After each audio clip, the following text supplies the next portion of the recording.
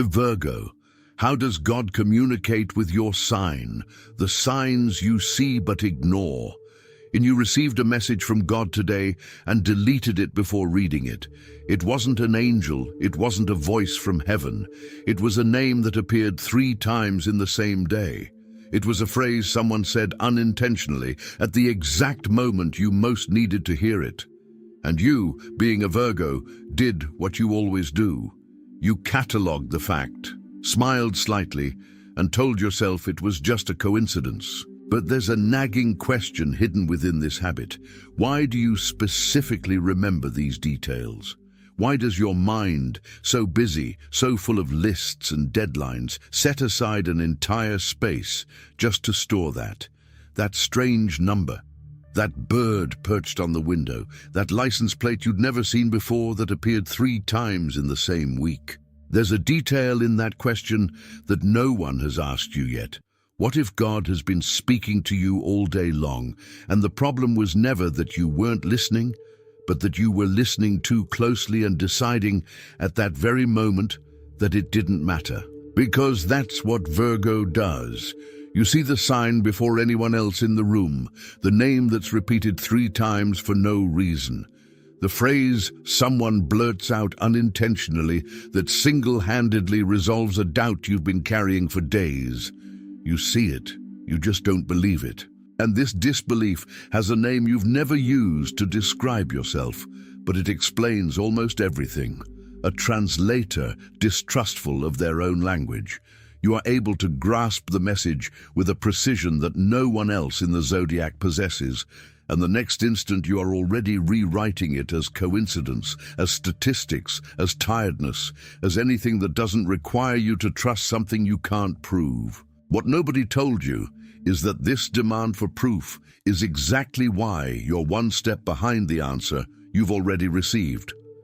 And today, you're going to discover what changes when you stop asking for a second confirmation of a signal that from the beginning was already complete. Think about the last few weeks. How many times did you think about someone a second before the phone rang?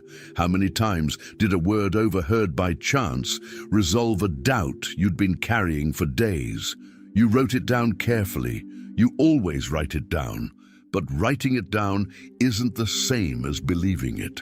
There exists within you an extremely faithful translator, trained from an early age to distrust what cannot be measured. And this translator does a dangerous job. It takes the divine message, perfectly clear, and returns it translated as statistical coincidence, as if the universe needed to justify itself to your particular skepticism in order to be considered real. But there's a detail no one told you about how God speaks to Virgo. He doesn't shout, he doesn't interrupt, he whispers through the pattern because he knows you're the only one capable of noticing the pattern before anyone else in the room. The question was never whether you're receiving the signs. The question is, what exactly are you doing with the enormous list that's already stored inside you? And this list exists even if you've never admitted it out loud. Somewhere in your memory, there's an invisible notebook, organized, chronological, full of coincidences catalogued with detective precision. The date you dreamed about someone before news arrived. The book that fell off a shelf exactly on the page that answered your question. The song that played on the radio seconds after you thought of it. You kept all of that. You just never closed the case. This is Virgo's most silent pattern. Gathering evidence for years without ever declaring a verdict, as if admitting communication there would mean losing control over one's own rational mind, so carefully constructed to not be deceived by anything. And then comes the most difficult period, when the signs disappear. Days, sometimes weeks, without coincidence, without a repeated name, without a clear phrase. And you, trained to read absence as failure, conclude too quickly that you've been abandoned. That perhaps there was never any communication at all, just an exaggeration on your part, a need for meaning where there was only random noise. But what if silence wasn't the end of the message? What if it was, in fact, the most important part of it? The space between one sentence and another, the interval that all serious communication needs to avoid becoming noise. There's something you haven't yet realized about this void, something that completely changes what you think you know about how the divine chooses to speak to you, specifically. Something that completely changes what you think you know about how the divine chooses to speak to you specifically, and not to anyone else. It was while searching for answers to this that I found this digital book. The divine path that guides your zodiac sign to a life of purpose didn't come to me as just another generic self-help manual. It arrived as a kind of map for something Virgo already does naturally: observe, record, decipher. But instead of teaching you to accumulate more evidence, it teaches you the opposite: to recognize when clarity has already arrived, without needing yet another confirmation, another sign, another irrefutable proof before acting. It speaks directly to that part of you that builds perfection on the outside, while inside, still waiting for permission to trust what it already knows. Right now, you're reliving coincidences, counting on your fingers how many times this has happened to you, feeling that familiar discomfort of someone who recognizes something but still resists naming it.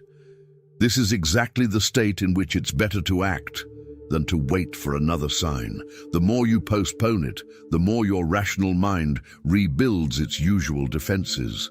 The link is in the first pinned comment. But be aware, this content may be taken down. Click now and download your copy. And in the meantime, tell me in the comments, what was the last coincidence you decided to call a coincidence, even knowing deep down that it wasn't? Silence, I discovered after cataloging dozens of cases similar to mine, was never absence. It was breathing, all communication that means something needs pauses, otherwise it becomes constant noise, too many signals, no message at all. The divine, when speaking to Virgo, knows that you need space between one clue and another, because you are the type who examines every detail exhaustively before moving on to the next. Think about how you read an important text message. You don't read it just once. You reread it, look for subtext, imagine the tone of voice behind the words, try to guess what wasn't said. Now imagine doing that with every sign in life, every coincidence demanding the same relentless audit you'd apply to a contract before signing. No wonder you get tired. No wonder that at some point you'd rather turn off the entire radar than continue doing this audit alone, without anyone to confirm if your reading is correct.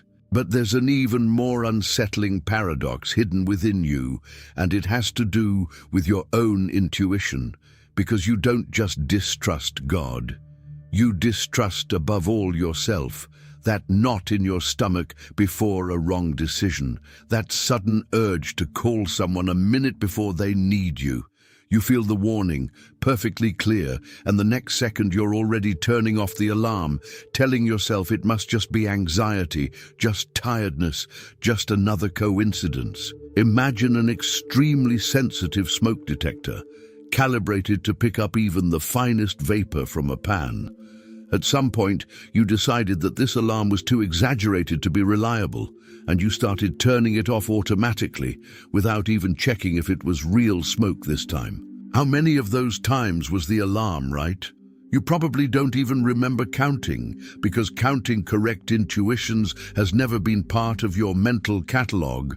Only the mistakes make the list, only the times you allowed yourself to dream, and things didn't happen exactly as you expected.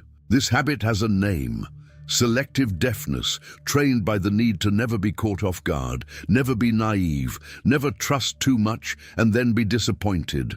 But by turning off the entire alarm to protect yourself from false positives, you also missed the real warnings, the ones that came exactly at the right time, clearer than ever, and which you decided once again to classify as an exaggeration of your own mind. And there's an even deeper layer to all of this. Those who grow up being the reliable person, the problem solver, the one who sees the detail that no one else sees, learn early on that making mistakes publicly is costly. So intuition, which is by nature uncertain, imprecise, without formal proof, becomes the first thing to be sacrificed in the name of the reputation of someone who never makes mistakes. You traded the possibility of being wrong occasionally for always being on the safe side of reasoning, and paid a price you never factored in.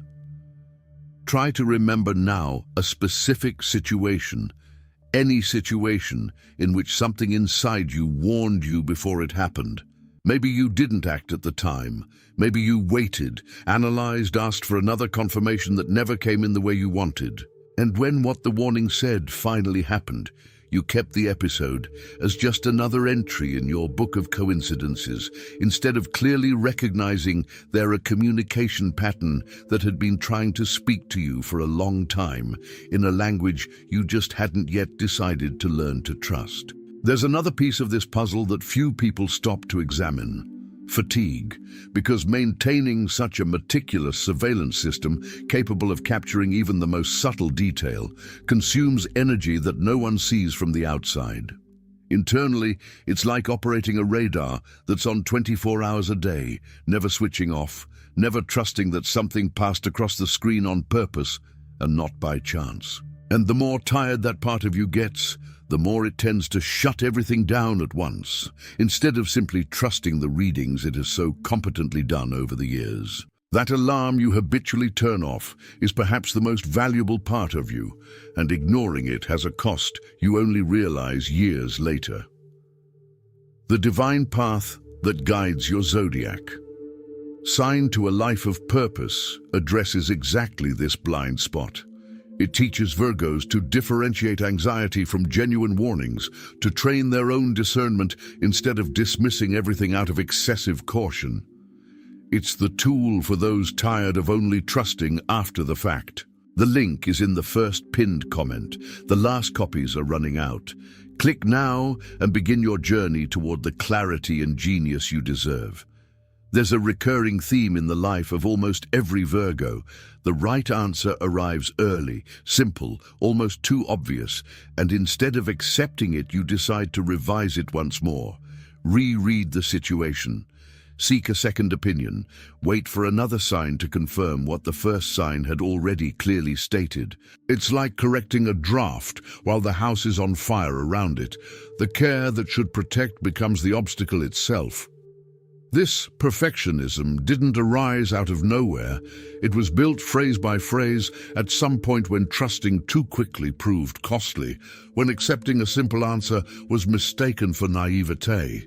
But the price of demanding the perfect version of the truth is always living one step behind it, revising as life goes on, sifting through details while the opportunity to act has already passed to someone else.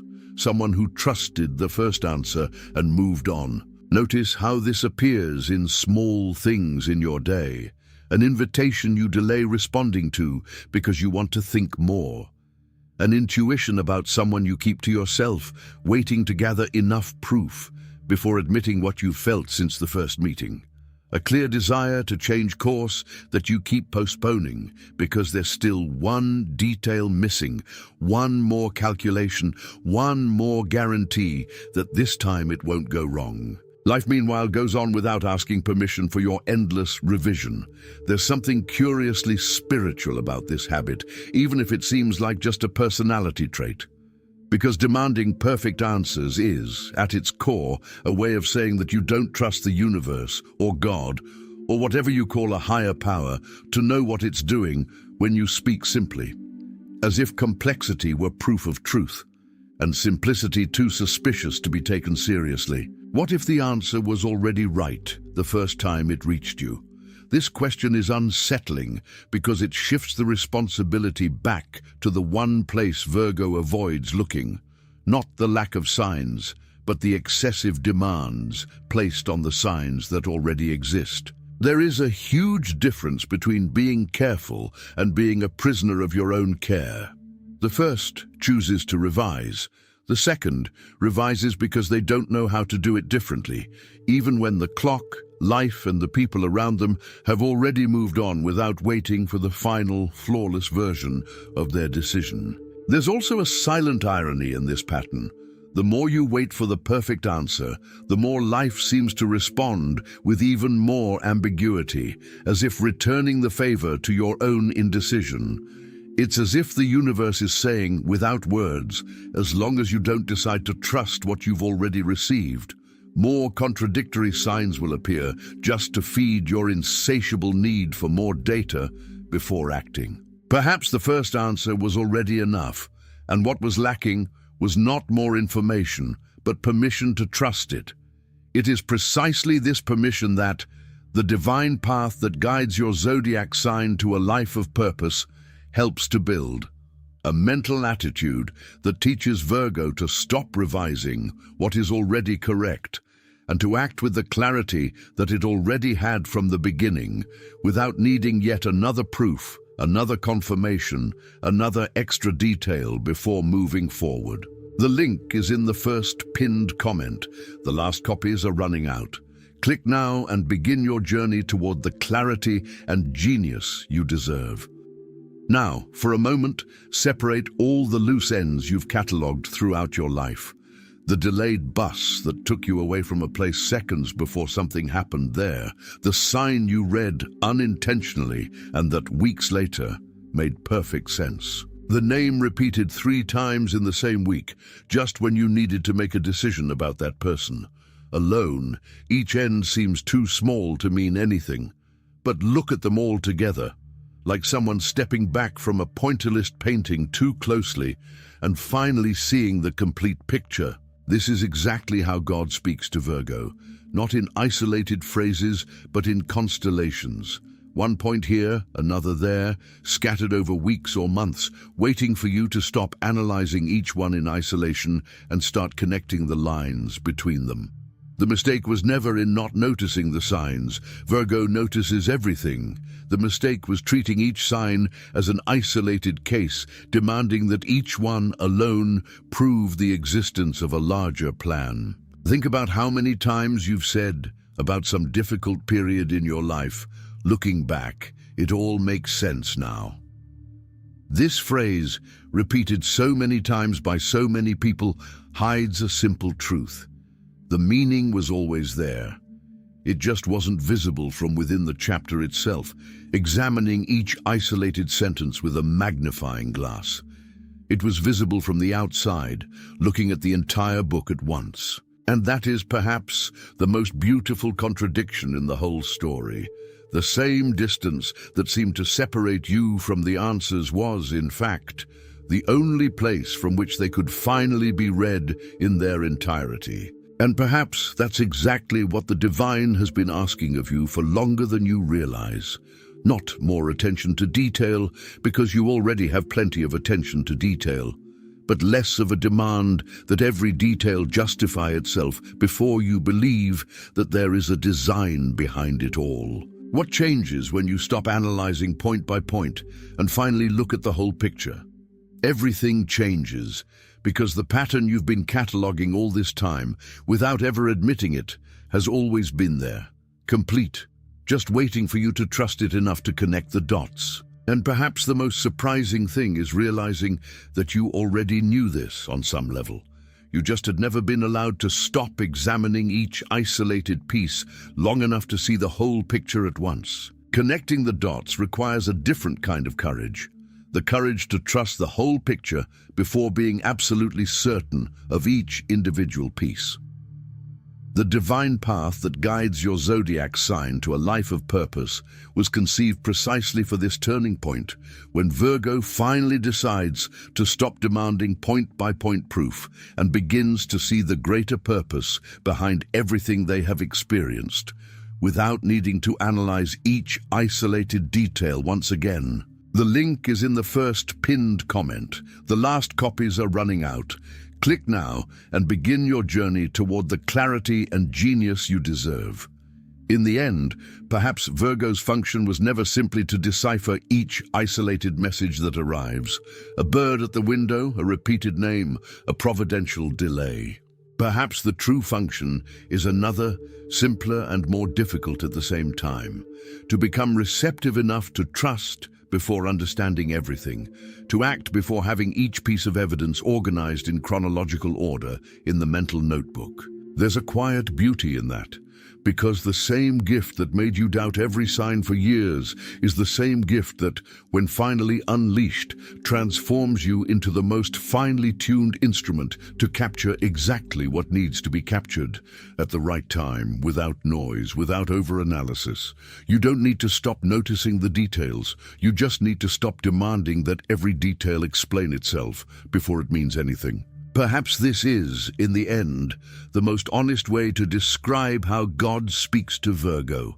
Not through noisy miracles, not through unmistakable voices coming from nowhere, but through her own attention, returned to her like a mirror. Every catalogued coincidence, every repeated name, every word heard at the right time has always been proof that she was already being heard all along, even when she thought she was only observing alone. There is nothing minor or exaggerated in paying so much attention to the world. What existed, until now, was merely a slight mismatch between the extent of your perception and the extent of your confidence in it. And this mismatch, subtle as all the signs you have learned to recognize, is, at this very moment, beginning to close. The next time a name repeats itself or a fitting phrase crosses your path for no apparent reason, perhaps the question will no longer be, does this mean something? Perhaps the question will finally be, what do I do now that I know it means something?